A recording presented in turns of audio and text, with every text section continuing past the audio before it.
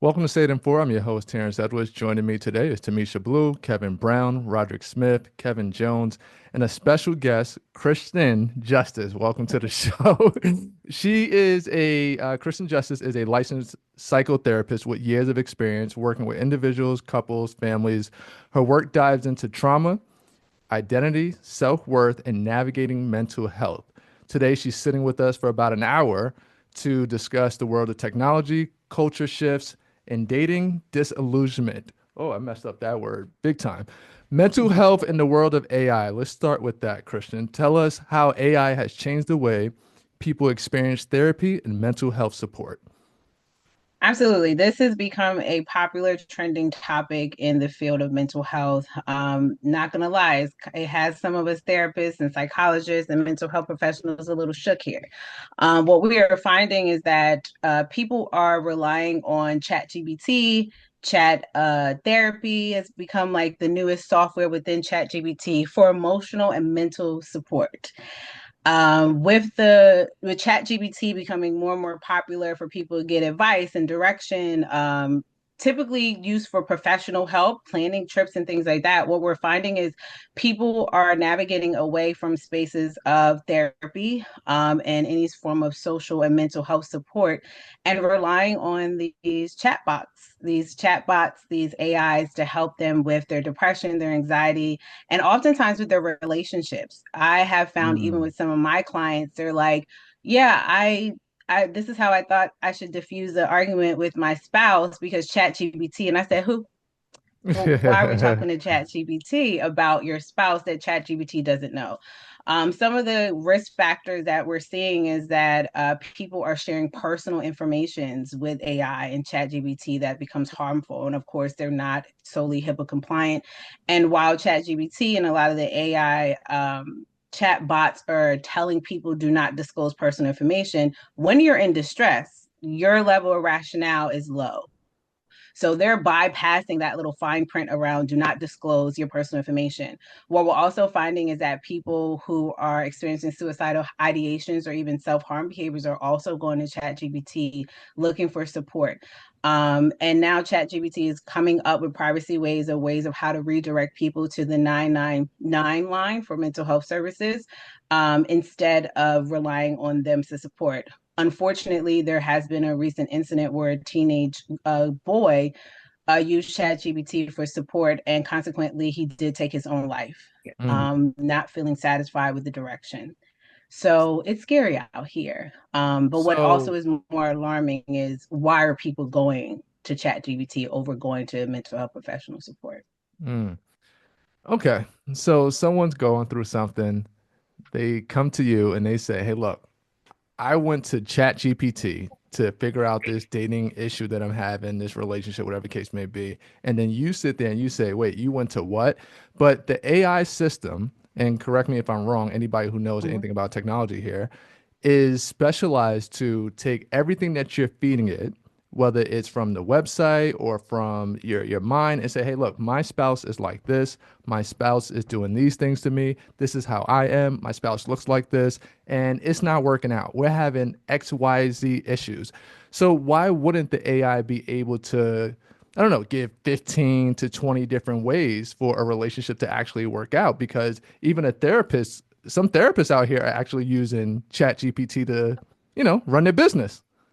Absolutely. Absolutely. And so for me and many of my colleagues in the field, the issue is not so much that we want you to go and seek out supports, get the tips, get the aids. However, when you're in mental distress, if we're moving more away from tips and aids to how you're diagnosing yourself and or your spouse, that's where it gets a little bit tricky Hmm. because you're only asking ChatGPT to the extent of your own awareness. And Okay. what we know is that our awareness can be tainted based upon our emotional states. So if Yeah. you just got out of an argument with your spouse and they're like, this is how they are, ChatGPT is creating data based upon assumption around this is how they are all the time. Hmm. But this may be how they're presenting when you guys are in distress, after a loss, after a financial strain. So there are background information that should be considered. I'm not knocking people going to get tips and tools. I'm here for getting what you need to support yourself. However, there are things that an AI cannot really see through When you Mm, come in the therapy space, I'm not only listening to what you're saying, I'm watching how you're saying it. I'm looking at your tone. I'm gotcha. looking at your posture. We're going Mm, to look at the background of how did we get here? What's happening? Did you just use your job? Are you in a job where you're dealing with the political climate right now that's causing increased stress so you're more irritable than normal so that now fights with your husband are happening 7 days a week instead of just 2 days a week? So ChatGPT is not able to get that full analysis, and more times not, it's not asking you the follow up questions that are needed. Very true. mm. Tamisha? No, very true. I was just about to say that. I know people might want to go to Chat GPT because it's free. um, Mm-hmm. and a lot of people don't like to talk to strangers about their issues and problems, but there's a reason they there are mental health professionals. Like there's a reason. It's a Mm-hmm. profession. They've trained and they're also practicing, so they're learning new things all the time to be able to help us cope with the change in environment, change in political climates, change in whatever it is that we need to be resilient through. So, Mm-hmm. I'm not going to know AI for nothing.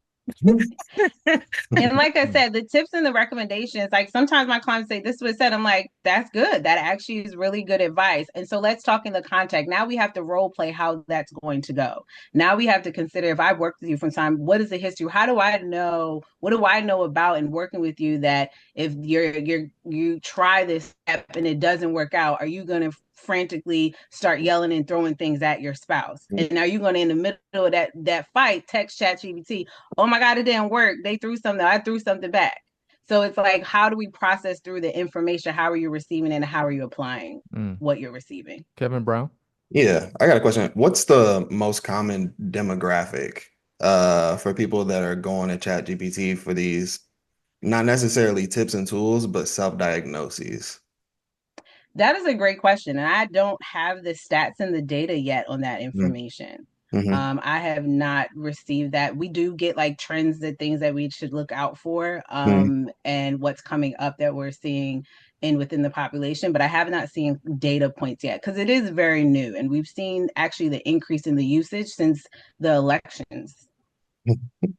Well, just anecdotally, what have you seen like from the patients that you might have lost, from the patients that your colleagues might have lost, if you can disclose? Yeah, so What's that I demographic? I actually haven't lost any clients due to the uses of AI, and none of the colleagues I've spoken to have discussed the loss or the decrease. What we're Mhm. just noticing is that people are finding that if I can't get to a session, or I've already had a session this week, or I can't see my therapist, or I can't contact them, this is where I'm finding support in the immediate. So that's typically what we're seeing is that people in the immediate are looking for crisis management, crisis support, crisis intervention, and that's why they're going to AI for support. Got it. Mm. Mm-hmm. Supplemental help. Got it. That makes sense. Sometimes the AI system is better than an actual friend, right? Because if I sit there and I tell Kevin Jones my problems, he might label me or he might talk bad about me or tell someone else. But with the AI, it's friendly for the most part. It's going to give me some good feedback for the most part. Kevin Jones, what do you have to say about this whole AI situation right now? First of all, I'm kind of flabbergasted that people actually kind of go to it to use it. And I'm not, putting anything down, anybody down or anything like that. But for me, like therapy, if I needed to talk to somebody, I would want to talk to somebody human. Kristen made a couple points of, the follow-up questions and things like that. Like I guess Chat GBT is only as smart as what you tell it that you can do. Kristen also said, you pick up on a lot of cues, body language, things like that. All those things that you can't get from that you can get from a human. That chat, I'm just trying to wrap my head around like people are actually really using it. And I understand. Like, listen, I understand. Like AI is taking a different place in our world.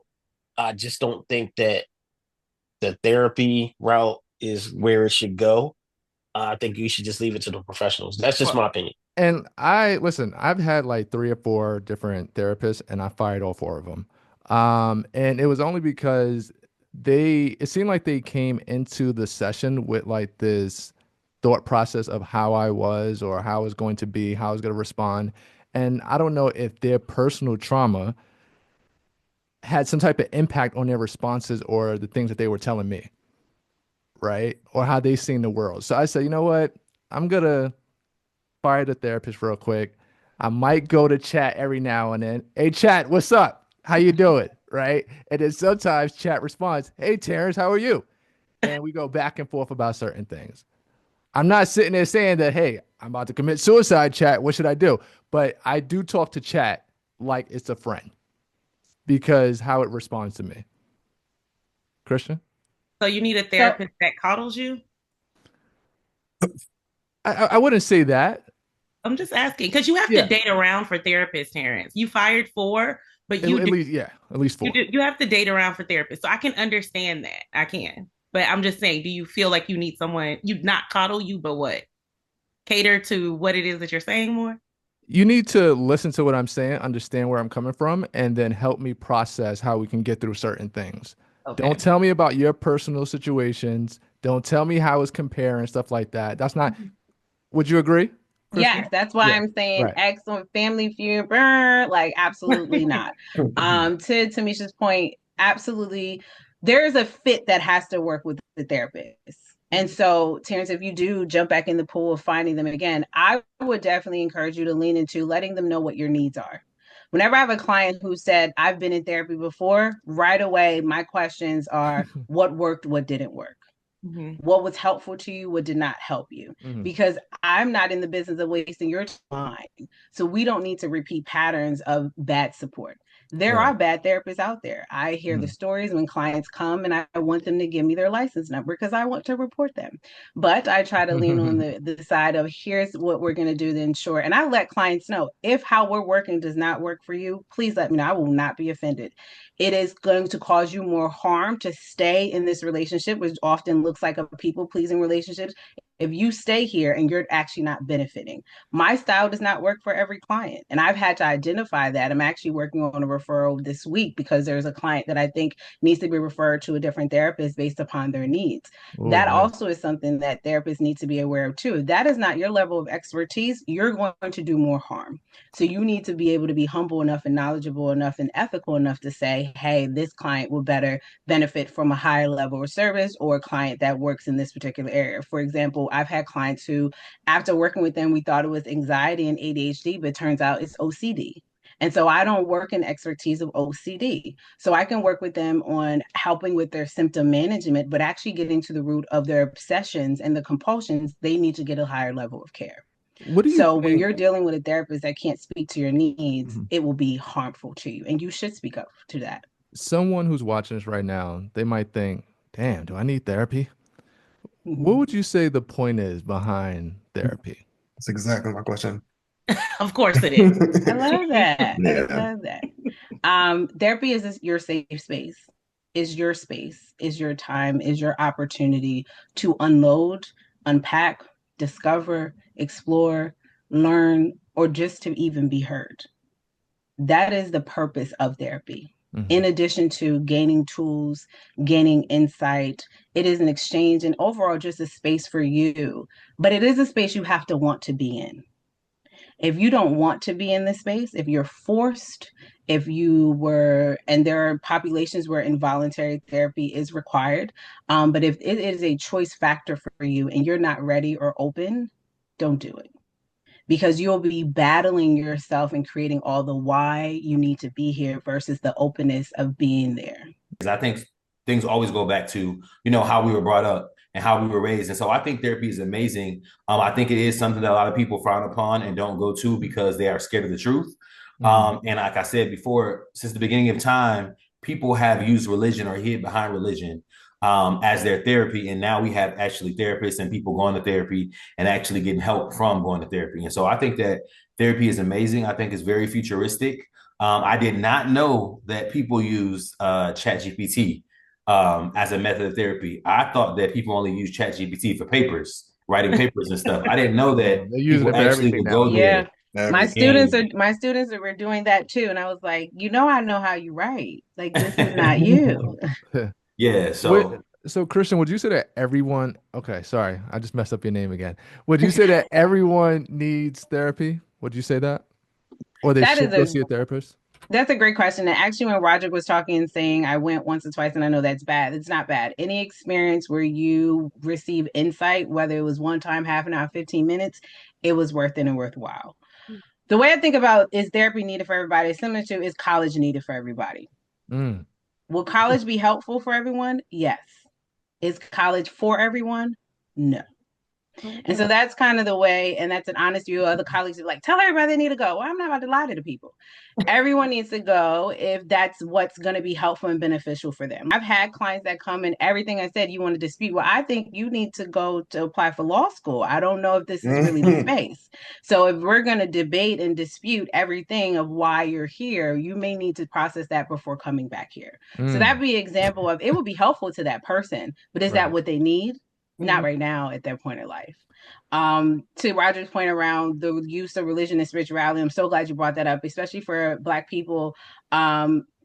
Therapy has often been seen as that's not what we do. We go and we pray and it's anti-Jesus. Well, that's not the truth either, because there's biblical representation around the role of counselors, particularly in Proverbs. And I'm a preacher's kid, and I also condone Jesus and therapy, have both, because therapy is a strategy while prayer and faith is a tool.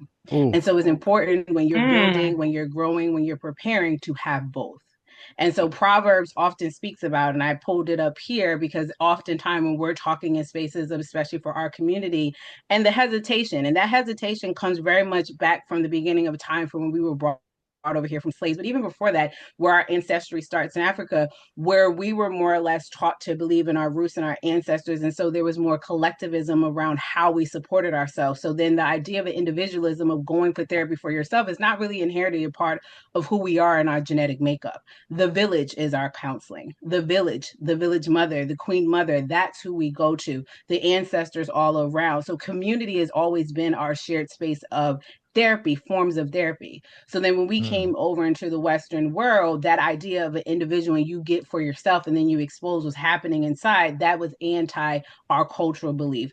And then especially where within the world of Christianity, where our beliefs have been, how that was brought over to us, there was a distrust there. And that distrust still exists in 2025. Hence why there needs to be more of us in the field so that we can be and sit amongst people that look like us and inherently understand our experience. That's not to say that I won't be able to help a Caucasian and Asian. I have clients of all represented. The UN is in my clientele book. But what it is we do know that for minority communities, it is important to be able to be in a shared space where there's a level of understanding to your experience. So as I was saying, Proverbs 11:14 says, where there's no guidance, a people fall, but in abundance of counselors, there is safety. In 15:22, it says, without counsel, plans go awry, but in the multitude of counselors, they are established. Your counseling doesn't have to be a therapist, but having wise counsel is necessary for growing in this world. Taking us to church tonight. Amen. So we talked about AI. Let's talk about the rise of over labeling people. We see it on social media every day, where in the comments you see people call people psychopath, narcissist, and etc. Why have the terms narcissist, gaslighter, psychopath become so normalized in our everyday speech, Christian? I'm so glad we're talking about this because, y'all, this drives me. We have to be careful of our words and our language. But what I will say that oftentimes it comes back to the root of loss of identity. We are in a society, we are craving to know ourselves, to align, to figure out where we fit. And also, when people, we don't understand people, we're quick to label them as other than me, which oftentimes is a projection of you. If you find that you need to label someone else's behavior, where you're not clinically trained. We have to be very careful of how, especially when dealing with young people, dealing with children and adolescents, even when you're calling your kid bad, well, then you're actually assuming and assigning an identity to them. So whatever then looks bad becomes a part of how they may particularly see themselves.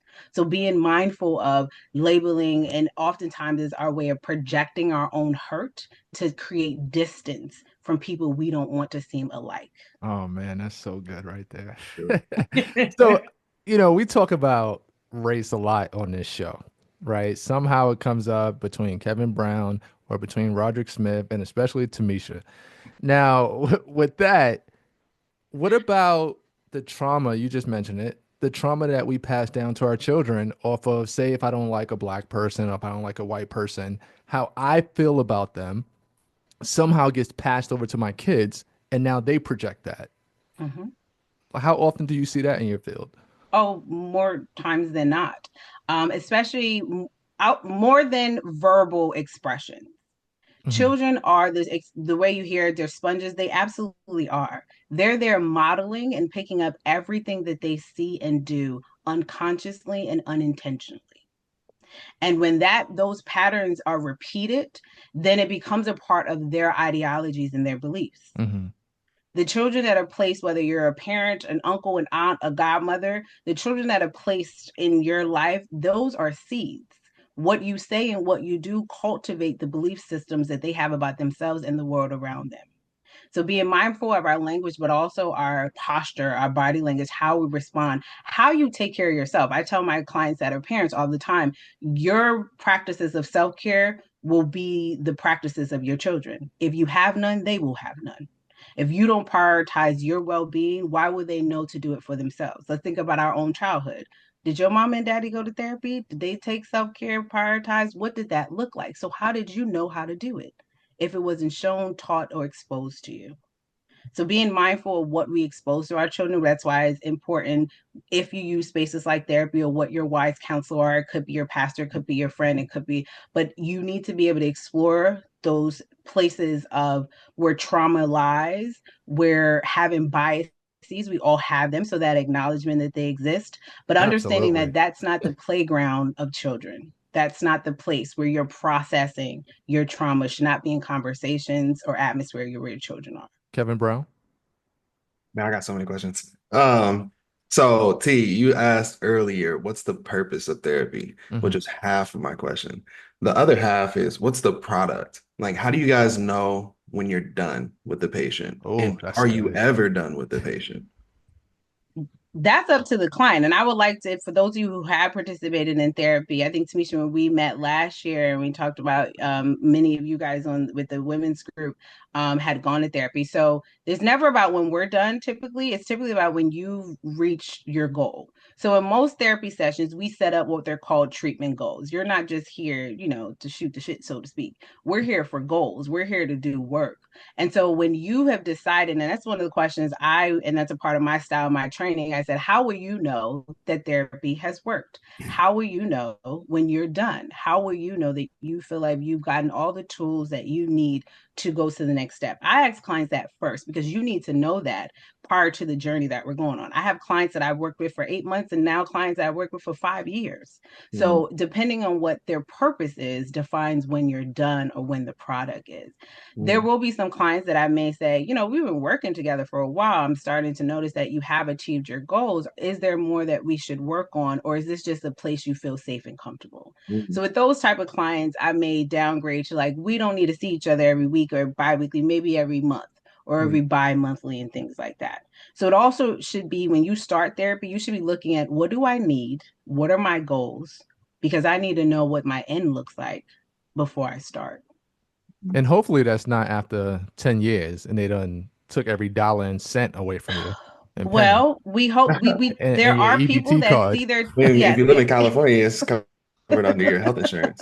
yes, exactly. So that is another thing too, is there have been progressions in more health insurance having better coverage, which has definitely helped our community. I know for myself when I first started out in the field, there's a lot of issues with working with the insurance company from a practitioner's perspective. However, I know that my people need insurance to come see me. So if I need to take insurance and that's going to affect maybe what my return looks like, but I know that I'm going to be able to help more of my people that need the resources, that's what we're going to do over here. Mhm.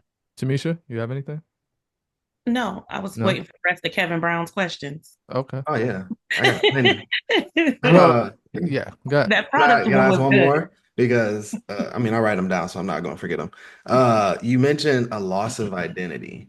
Mhm. Um, And forgive me, I forget the context in which you mentioned it, but it made me think of social contagions. The easiest one that I can think of would be the cutting epidemic, right? That was Mm-hmm. a social contagion. And, Mm-hmm. there's plenty more examples all throughout history, but my theory is this loss of identity leads to something like a social contagion, right? So what do you think is causing the loss of identity? That's a great question. That's multi-layered and multi-factored, and has a lot to do with upbringing, has a lot to do with exposure, has a lot to do with access. Um, when you think of your own identity, when was the first time you knew who you were? When you were able to complete a I am statement? Did you do it for yourself or was it said to you? Was it a relative? Was it a friend? Was it a teacher? How was your identity defined? And so, oftentimes, for Mm, people who've had traumatic experiences and go through things like that, what you're describing and cutting as a self harm behavior, is where the loss of identity has been either disrupted or never cultivated. And so, knowing who you are was never really put into the ground of your heart. Because our soul in the ground of our heart is what speaks to how we create our beliefs and how our understanding of who we are in our context of other people. So that loss of identity could be multi-factor, but oftentimes it's related to who actually taught the seed and watered the seed of your heart. Was there even a person? And was that water tainted? Because sometimes we do know that we have generations of racism, generations of bigots. Children just do not become, adults just do not become bigots or racists. That water, those seeds were planted in water to cultivate those types of ideologies. For the teenagers where we're seeing it, there's a need to be included that is associated with the identity factor too. And so, unfortunately, what we're noticing, and especially since COVID, and a lot of my colleagues were talking about, we can't wait to see some of the data that's come out of the effects of children having to do social distancing as well as having to do virtual school and what that has done to their levels of self-esteem, self-confidence, their ability to regulate themselves. So Mhm. another factor relating to what comes out of the cutting phenomenon and other self-harm behavior is the inability to regulate your nervous system and trying to find solutions of how to do that. I want to expand on something that you just mentioned. Thank you. You're welcome. So I'm 6'4". I'm only about 180. I'm not 200 pounds yet, but I'm 180 in that range, right? Sorry, Rod. But I will say, I will say this, when I'm walking through Target in certain places, You going to Target? me? Uh-oh. Yeah, he's still going to Target. He He's is. still in He Target. is. Lord have mercy. It's okay, Well, Kristen. hold on, It's hold on. okay. What if my What's wrong with Walmart's Target? like 45 minutes away? They still going to Target and Walmart. They still shopping there. What's They are. what's going on with Target? No, we Walmart not. Oh too? no. Where am I supposed Exactly, to shop? Kristen. We not doing therapy. Terrence, Okay, on this got it. episode. Go, Terrence. Finish what you Well, said. We yeah, so if I walking happen to to go Target and to going to Starbucks. if I go We to got you. Target, We got you. Starbucks, Trader Joe's, one of those things, I'll see a certain group of people sometimes, and what they'll do is their little daughter, maybe the son, 3, 4 years old, they'll grab their hand really tightly, out of nervousness, out of some type of fear. And I don't know if that's just something that I pay attention to, or it's maybe the parent who feels a certain type of way about a certain group of people that now that's transferred over to their child through just touching them and squeezing that hand just like that. What do you think about that? Is that me? Is that them? Is that me? Like, That's everybody. that's That's our everybody. Okay. Okay. society. Yes, Right. absolutely. And that's a perfect example to what I Yeah. talked about in terms of the modeling effect of Hmm. showing. So, what they pretty much modeled to their daughter is a 6'4" Black man is approaching. I need to keep you safe Right. because you're not safe because he's around. No Mm-hmm. words were said, Mm-hmm. but actions and behaviors, and these type of behaviors, these type of memories, if we were to meet that girl 20 years from now, that will probably create a core memory for her of, I remember these examples of my parents kind of saying this group is not safe to me, and these were the ways in which I was Whoa. at, through vicarious learning and Mm-hmm. through the learning effects of the behaviors of their parents. There So may be how no representatives in their lives that look like you, Terrence. So there's no one to counteract that. or maybe they did have some people that look like me, but they're still afraid. Mm-hmm. That also. Hmm. But I'm just saying, in a way to counteract that would be if there were like representatives that were other tall black men that work with her dad, that she plays with their kids. Oh, Mm-hmm. friendly. So maybe that would subside some of the fear or the caution. But if they're not encountering those people, then the fear will continue from Rod, that. do you get the same thing, Rod? Because you're 6'4". I'm kind of conditioned. I kind of know, like, I'm aware of my size. I've always been taller than everybody else in every grade. And so I'm aware of my size, but I also, surprisingly, I know we talk about race a lot, but I don't think that's a race thing. My nephews are 5 and 6. And when I go to the store with them, they already know. Like, one is going to be in my left hand, one is going to be on my right side, and I'm going to hold their hand. Of course, with them being 5 and 6, they hate that. They're little boys. They want to be free, but they know that that's how I am. So to me, if you walk past me, in general, when humans walk past me, I'm just overprotective. So I'm going to make sure that I hold your hand anyway. And so to me, it's not necessarily a race thing. Because again, if you're white, black, in between, and you're walking up, I'm holding your hand anyway. You know what I mean? If we go to Disney World, for example, I took my brother with me because I told him, like, I'm going to watch one of them. You're going to watch the other one. And the same thing my little brother tell you when I used to take him to the movies when he was little. I would go inside the bathroom, look inside the bathroom, then stand outside the bathroom while he goes in and then use the bathroom. Just because those are just tactics. I grew up north. So those are just things that I was raised to do. So to me, it's never, I'm not looking at that as a race thing. Like, I also don't get offended, when you walk past somebody's car and they lock the door, especially if it's like, a single woman or Oh, somebody by themselves, because it doesn't matter about my size. I'm someone walking past your door. It could be nighttime. And so I'm not offended that you locked your door because you're looking out for yourself. And so I kind of understand that everything is not always about race. It's sometimes it's about fear. Sometimes it's about protecting yourself. And so I would rather someone, especially they probably would rather lock their door than take a chance on if I was going to do something to them. So I'm not offended by that. Can can I take a step back to the whole identity thing, right? What does it look like to cement your identity? Like I can give my own anecdotal experience because I'm the black sheep of the family, right? So at some point I broke away from what I was taught, kind of in some areas. Um, and if I look back on it in hindsight, it was a lot of it was a lot of doubling down. It was a lot of, debate and reinforcing my ideas and my perspectives. It was a lot of trial and error. I've never acted this way. I've never spoken out in this way. I did it once. It was uncomfortable. I did it a couple more times. Now it's less uncomfortable. I continue to do it. It yields the results that I'm looking for. And now it's part of my everyday behavior. So, that's my anecdotal experience. But what would you say are the key elements of cementing your identity from a young age, or even if you're changing your perspective on life? The therapist in me wants to ask you, why does identity have to be cemented? mm. Because I feel like without having an identity, you don't necessarily have a direction. Define for me it being cemented. That means unchangeable. Um, like the way my father would say it is you have your core values. They're to your very core. You can flex, you can bend, you can, sway all these different directions, but at your core, there's a set of values that you do not deviate from. So I'm not a therapist at all. I'm not licensed, but when she asked that question, and Kev, me and you are always on the same page. Hmm. And correct me if I'm wrong, Christian. You went directly to what your father would say, but the question was directed to you. Okay, great. I'm glad you said this. All right.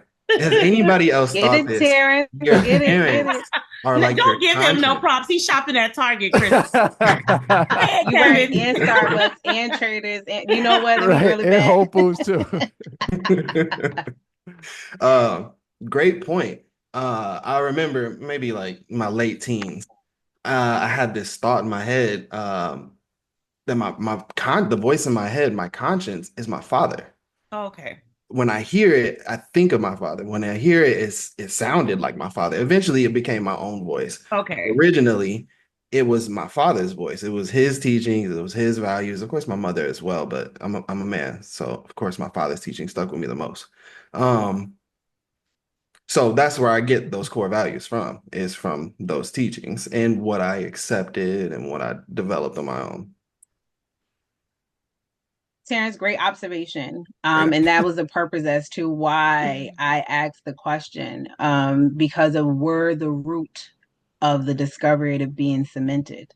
Based upon what you shared within the background, that question sounds more like you still deciding how those core values land within the context of how you see yourself now and how you want to see you by combining the core values. And this definitely falls with what we're talking about with parents and what we're taught. A lot Mm, of times how we see and view ourselves comes out of the context of who reared us. So that is very natural. As we continue to grow and progress, we start to realize whose voice is louder and have I even created my own. mm, So your identity has to be truly connected to your own sense of self. mm, And oftentimes the discovery of that creates layers of having to undo and unlearn things that may that suited you at 10, but now I'm not sure how old you are. I'm just gonna throw out an age of 25. That may not look the same. So it's a discovery of your identity is a discovery and not so much about being it cemented. Yes, identifying your mm. core Okay. values and who you are, but also recognizing that there is an ebb and flow because your identity and how you see yourself, let's say you become a husband and a father, will also be impacted in that way too. When should someone, I guess, discover their identity? When should they have that? If we could put a number or like an Mhm. age, say by 18, 25, 30, when should they have that? Or is that something that constantly evolves over time and change? Should create shame in our field. Okay. So having the idea of I should creates the idea around there's a limitation if you haven't reached it yet. Yes.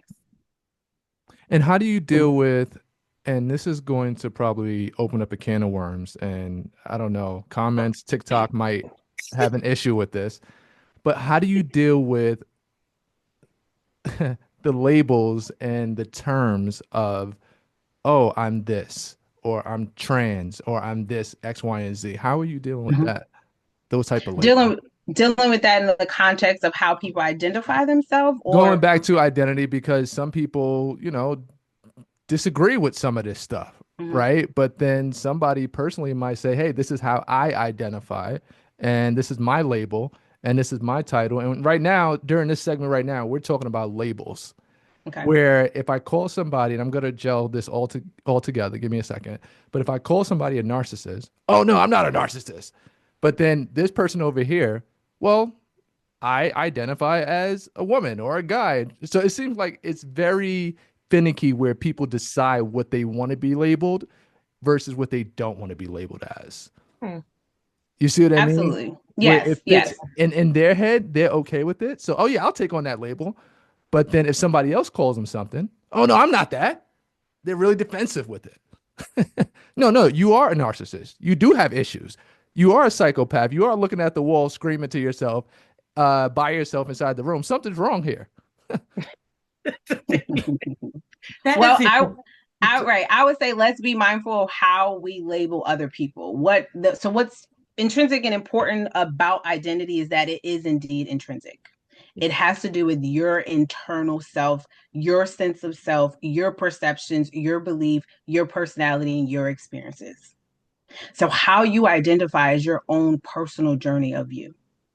How you show up in the world is based upon even how you see you.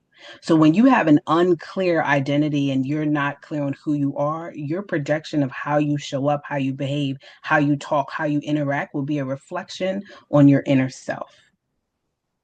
So identity is personal Hmm. because it has to do with self. The labels that other people place on you, you have a decision to accept or reject. And if you accept, then your identity becomes both intrinsic and extrinsic. Mm-hmm. And can you technically reject an identity even if it is true? if somebody is saying, hey, you are this, but you want to reject it, that somehow becomes subjective, right? Where they decide, go ahead, Okay. What qualifies you to tell someone who they are? my observation of how they're acting, Okay. So But how it's they're showing also up in the world. how they're showing up in the world. Okay. okay. And it's still their decision to choose your objective opinion. Hmm. Just as clients will come to me and I have therapy is objective and subjective because we use objective tools and measurement, there are scales, there are outcomes. I've been trained to look into be able to see this person does display narcissistic personality, this person does display OCD, this person does display bipolar disorder based on criteria of how it's defined. Hmm. But also subjectively, I can also point out to them and help them to see this is why you show as an anxious person. This is why this is ADHD and it's not anxiety. This is why this is that. They also have the choice to receive my feedback. Hmm. Or Now to I can let them know clinically, this is what this is. And if you choose not to, here's what some of the outcomes and experiences you will have. But your decision to choose the label and recommendation is for you. And what about the labels that we place on ourselves to avoid accountability sometimes? Great. Avoidance of the truth. Roger talked about therapy as a place of truth serum. The willingness to sit and be with the truth of who you are can be scary. And so oftentimes we avoid it. And so we will look for other ways of projecting other labels of other people because you have to be, but not me. That has to also do with the willingness of acceptance. So where you're not ready to accept, you'll be easily ready to avoid. My dad beat my mom. So this is what I realized. This is what I know. So I'm now going to beat my wife, my girlfriend. Mm-hmm. How does somebody change that and reverse that whole concept in their mind from what they've So seen? that there's no one size fits all. There's no quick antidote. Here's the cure. Here's the this. That requires layers of work and different styles of treatment. Therapy is not a one size fits all. There's different. There's trauma informed cognitive behavioral, EMDR, desensitization. Like there's levels of types of therapy, and that is something where people, if you're going for a therapist and you're shopping around, and I often help people like, what are we going for? What do we need? They'll put up these big words around this is what they practice. Ask them, what does that mean? Hmm. Ask them to tell you in layman's terms, how are you actually going to support me? What are the tools? I'm coming in here. I've had a history of trauma where I've been in a domestic violence household. I now distribute those same behaviors where anger is there, where hurt is there, where sadness. I can identify my emotions, so I project those in maladaptive behaviors. How are you going to support me? What tools do you have? What behavior? So there are different types of behavior style, and often is behavior modification, but there also is trauma informed approaches. Like we have to go in to see, like, then is the 6-year-old boy you beating your now current wife at 36? Is that who's showing up because you didn't get to save your mom when you were 6? Mm. So now you're fighting the man, but you actually are fighting the woman. Mm.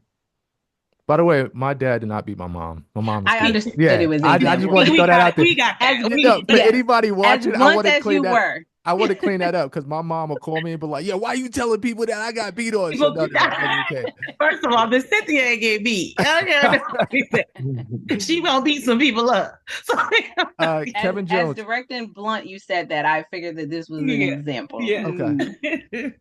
Okay. Jones, do you have a question for I do. Justice? I do. What do you think of kids that are put in positions when they're younger that they probably shouldn't be put in? Like, so take for instance for myself, death and funerals. So my first funeral that I can remember, I was 6. Now, I mean, as a 6-year-old, I don't know what this is, and then, and why are my parents bringing me to this? 10 years old, I was a pallbearer for my grandmother's funeral. 10 years old, I don't understand why my parents put me in these positions. So what do you say to the children that had to grow up with that? And why do you think the parents that raised the kid put them through that? Great question. And one of my main area of specialty is actually grief and loss. So this is definitely my wheelhouse, where I teach often seminars working with parents of how to talk to their kids about death, loss, dying, and grieving, and bereavement, because the different periods they all are different things and represent different things. The importance is to talk to your children. So my question to you is, what did you need at 6 from them when you had that first death experience? What did you need from your parents? Probably not to be there, because you're putting me in a position where something I don't understand. Okay, I understand that somebody passed away, right? I understand that part. Where are they going? What is this? Why is there a casket? Why are there people crying? Why am I crying and I don't even know why I'm crying? Like, so things like Right. that. Like, so I never understood why, and I probably never asked, but I never understood why they did that. And then when I lost my father, and he was like my best friend at 2018, and I'd never seen the man cry once at all. And he used to get on me a lot when I would cry and express my feelings, and I never understood why he would do that. I love the man to death. Like, he raised, great kid. Like, I turned out to be pretty good. But like, some of those things that I think that were probably passed on from his childhood, Mhm. because he didn't have a father.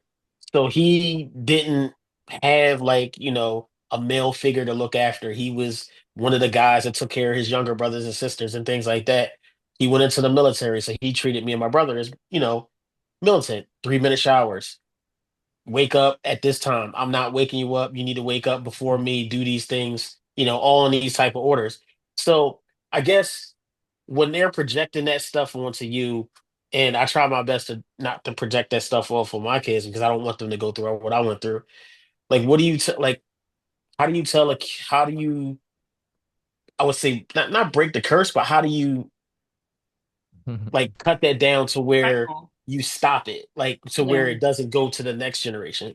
yeah. 'Cause I think So what I'm that's our problem. I think in society as us, we keep passing on the stuff that we got from Big Mama and them.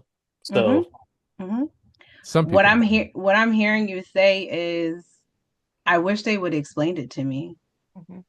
I was seeking understanding. I wanted to understand what was happening. You didn't know at 6 to ask those questions. That's not your responsibility to know. This was your first ever experience with death, loss, and dying. That wasn't on you to have to ask.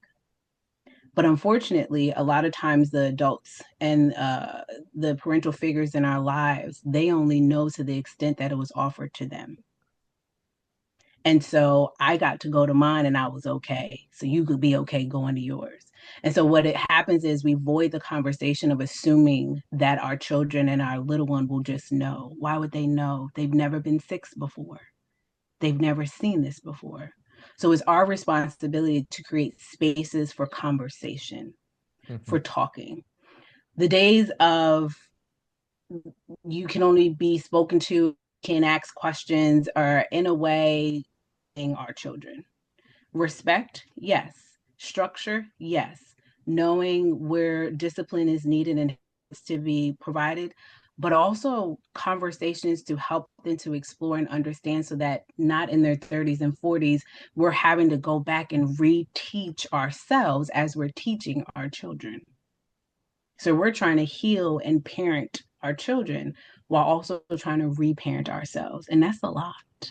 That's a lot. So what you were looking for was understanding. Just help me to understand. Just talk to me. Just tell me what it is. Prepare me for what's about to happen, so that when I do have more questions, I also feel comfortable and in the safe space to ask follow up. To know that if I'm holding in my emotions, what does that mean about me? And how long do I hold them? What does that look like? How many other traumatic experiences do I have to keep holding it all in? And when do I let it out? We have to be comfortable with creating spaces. We also, this is the challenge that I find with parents too, is feeling the pressure to have the right answers. Your kids don't know what is the right answer. They just want you to talk to them, create a safe space, be open to hearing their questions. and also be willing to say, I don't know. That will free your children so much. But just because you don't know doesn't mean you won't know how.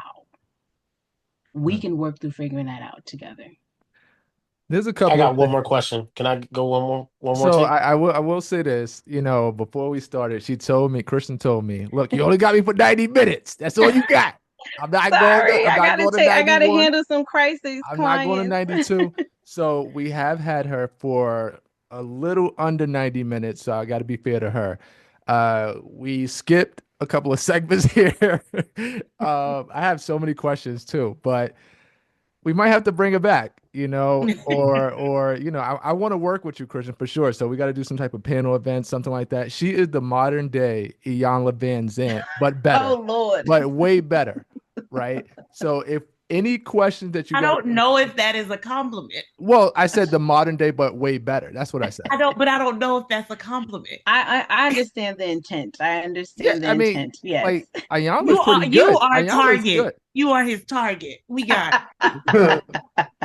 So any questions that and I mean, I wanted to talk about mental health and dating apps and stuff I like know. that, but we got 4 minutes We at need a this whole point. hour on that. Yeah, I was about to say We we're gotta gonna have talk to come about back with Yeah. the relationship. self-esteem. We gotta talk about confidence. We gotta talk about rejection. We gotta talk about abandonment wounds, rejection wounds, neglect. There's a stuff with that. We gotta So, do another thing. 2 more quick questions that Yes. Kev, if you can ask less than He a said, minute. "No, it's not quick. It's You not." can. Too deep. I I'll just wait till the wanted next time. I'll wait till the I next. wanted to follow up with Kev's question because I recently just lost my grandfather, and I know when the kids, I have 2 girls that are older, and then I have a cousin who has 3 boys that are younger than my girls. And I remember when they were walking up to the casket, because me and my children talk about everything. Well, we were on our way to walk up to the casket to walk in with the family.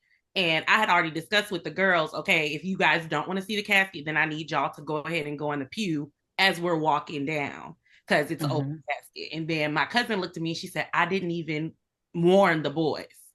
And I could see that like that mom moment, I could see that she was like, oh my God. And I said, do you want me to grab them? Because again, they hadn't had that conversation. I'm sure it wasn't, I know they knew that he had passed away, but I don't know how in depth it was. And I saw that she was already like, oh my God, I needed to say something to them and I didn't. And so, but yeah, that Kev saying that totally reminded me of that because it recently happened. But yeah, I also encourage when I do death, grief, loss seminars, use the language, use death, use dying, because using passed away, the context cognitively, especially within their stages, they don't know what that means. Yeah. Avoid saying they went to sleep.